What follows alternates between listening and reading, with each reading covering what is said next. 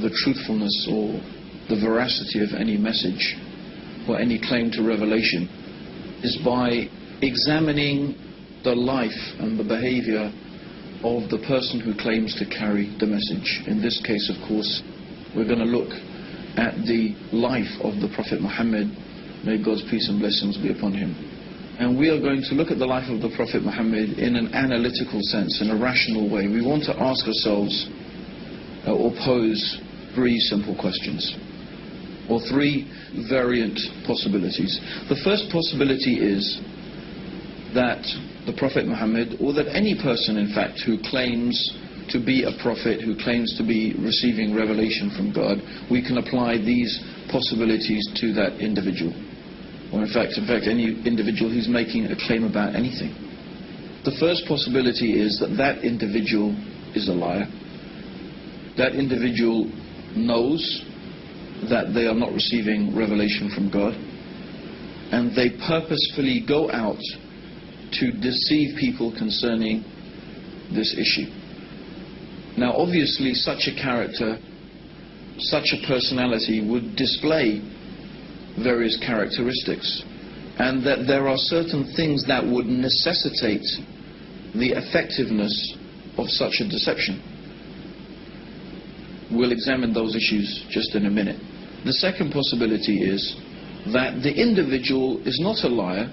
The individual sincerely and truly believes that they are receiving revelation from God, but they are deluded. They are perhaps suffering from some type of psychotic mental condition.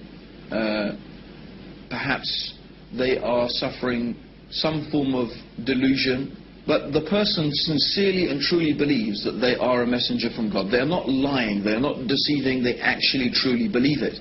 And such an individual will also display certain characteristics, certain attributes, certain ways of behaving. And the third possibility is, of course, that that individual is telling the truth. That individual actually is indeed receiving revelation from God. What we want to do is apply this analytical approach to the Prophet Muhammad. And we don't have time to examine in depth and in detail the whole life and the character of the Prophet Muhammad. So what we want to do today, very briefly, is begin by discussing what the opponents of Islam have said in their arguments about the Prophet Muhammad. Now, being opponents of Islam, of course, they are not prepared to accept the third alternative, that Muhammad, may God's peace and blessings be upon him, was a prophet. So they have to find some other explanation. They have to come to some other conclusion as to why Islam is the way it is. How did the information in the Quran come to be the way it is? How do we explain the behavior and the life and the teachings of Prophet Muhammad and the whole of Islam? Since they can't accept that he is a prophet of God, they must find an alternative explanation. Now, one of the oldest polemicists against Islam was a man called John of Damascus. John of Damascus was a monk who wrote some of the first actual written attacks against the Prophet Muhammad. Of course, in the life of Prophet Muhammad, he suffered many attacks and many insults and many abuses by the Quraysh. But this was the first constructed attack against the Prophet Muhammad, and even these writings exist today. And John of Damascus posited the argument that Muhammad had invented Islam. He was a liar. The whole thing was contrived, the whole thing was invented. And in order to explain the information in the Quran, John of Damascus said that the Prophet Muhammad learnt it from a Nestorian priest. A Nestorian priest, the Nestorians are a sect of Christianity. And he claimed that all of this information was learnt from a Nestorian priest, and others have proposed the same type of idea, that he had someone from whom he was gathering all of this information, maybe some priest, maybe some rabbis, but anyway, this information must have come from some human source, someone who was well versed, someone who was knowledgeable in religious affairs, in legal affairs, and so on and so forth, who was feeding Muhammad this information, and that Muhammad invented this whole religion for his own personal gain. So this is one proposition. Now, some modern writers have taken that same approach, but they have tried to give the cloud, as we could say, a silver lining. They said, yes, Muhammad invented Islam, but his intentions were good. He invented it because he found his people in such a bad condition that he wanted to improve their condition, and he decided that monotheism and removing them from idolatry was the best path to their reformation. But it still leaves the question, from where did Muhammad get this information from that we find contained in the Quran and in the teachings of the Prophet Muhammad? It still leaves us with the position that he must have lied, he must have invented it, he must have got that information from somewhere. So this is one particular group of writers have gone down this line. And they obviously will not accept that the Prophet Muhammad is a messenger from God. The other group has taken a different approach. They examined the life of Prophet Muhammad, and they said that, well, everything we can see about this man, from his character, from his personality, from the way that he behaved, from his personal characteristics that he displayed to his wives, to his companions, and so on and so forth, shows that this man genuinely believed that he was a messenger of God, because he did not behave in the manner and with the characteristics of a liar. In fact, as we have previously mentioned, he was known amongst his people for his truthfulness, his trustworthiness, and his honesty. One of the nicknames that the pagan Arabs had given to Prophet Muhammad before he claimed prophethood was Al-Amin. And Al-Amin means in Arabic the truthful and the trustworthy. He was well known amongst them for his honesty, his truthfulness in his dealings, and his sincerity. And these characteristics the Prophet Muhammad continued to display throughout all of his life.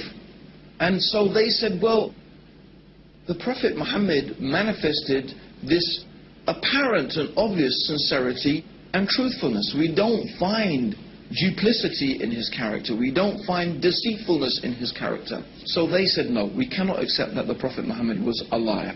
Therefore, we believe that he was deluded. He was suffering from some psychotic condition, some form of epilepsy, some neurosis that made him believe that he was a prophet. But he was a very sincere individual, although concerning the issue of being a prophet of God, of course, we don't accept that. This is what they claim.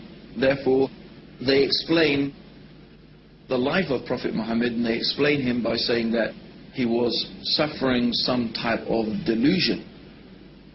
Now, what is interesting is when we bring both of these two ways of describing or explanation for the life of Prophet Muhammad together, when we bring them together, we are left with a problem. And the problem is this, is these two different ways of examining the life of Prophet Muhammad actually contradict each other. The first one says that we need to explain the information in the Quran. We need to explain its deep knowledge of theology, of philosophy, of law, of religion, of history, of science, and all of these things are manifest and clear in the Quran. Where did this knowledge and information come from? These people say, well, the Prophet Muhammad must have learnt it from someone. But the other is that the Prophet Muhammad was honest and truthful and trustworthy. So on one hand we need, or the people who are trying to attack the Prophet Muhammad and say that he's not a prophet, they need on one hand to say he was a liar, and they need to say that to explain the information in the Quran. On the other hand, they need to say that he was deluded, because that's the only way that they can explain his truthfulness and his sincerity. But of course, somebody can't be a liar and be deluded both at the same time. You can't be a liar and be deluded both at the same time. You can only have one or the other. but they need both in order to completely and properly explain the life of Prophet Muhammad. Let's further explain that.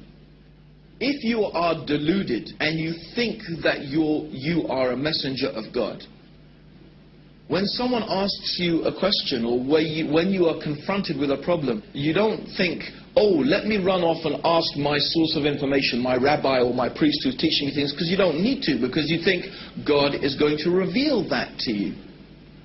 So a deluded person does not go off seeking information from someone or somewhere because that person believes that God is going to reveal that information to them. This is how a person who is deluded into thinking they are receiving revelation behaves. So we see the impossibility of having both things at the same time.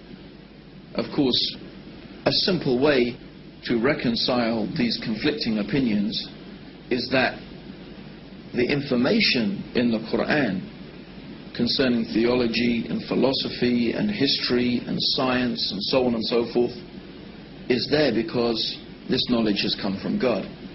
And the sincerity and the truthfulness of the Prophet Muhammad is there because he was exactly what he claimed to be, a messenger of God.